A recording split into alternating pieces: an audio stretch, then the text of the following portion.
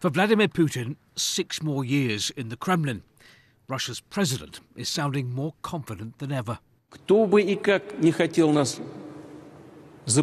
Whoever might want to intimidate us, whoever might want to suppress us, our will and our conscience, they have never been able to do it and never will. Then, Mr. Putin's first public comments on the death of jailed opposition leader Alexei Navalny.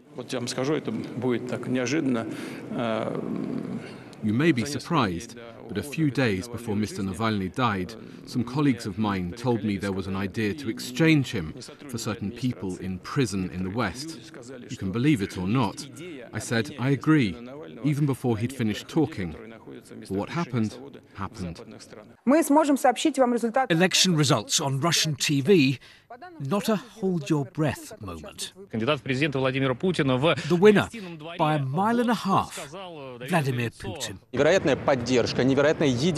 What an incredible level of support and unity around the figure of Putin, he says, and a powerful signal to the West. But in this race, Vladimir Putin was, from the start, unbeatable.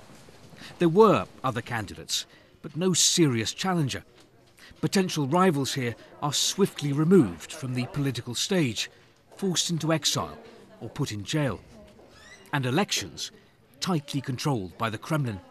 But if they couldn't win, Mr. Putin's opponents could at least protest.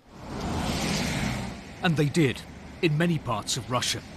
Opposition figures had called on Russians to flood polling stations at midday, to vote against Putin or spoil their ballots, a symbolic protest against the system.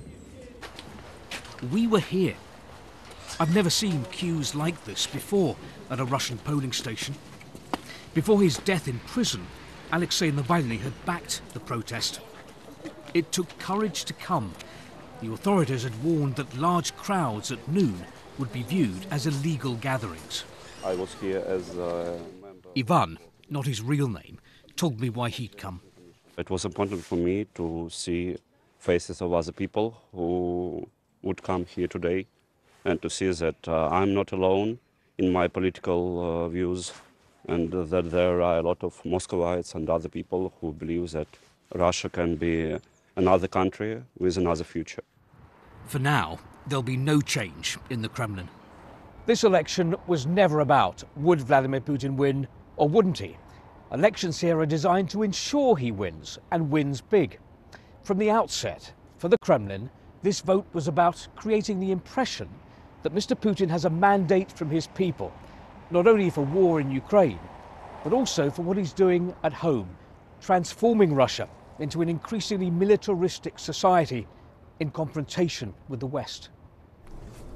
But across town, Muscovites continued to pay tribute to Alexei Navalny, the man who'd wanted to be Russia's president. Here, a ballot paper, in place of Putin's name, Navalny's.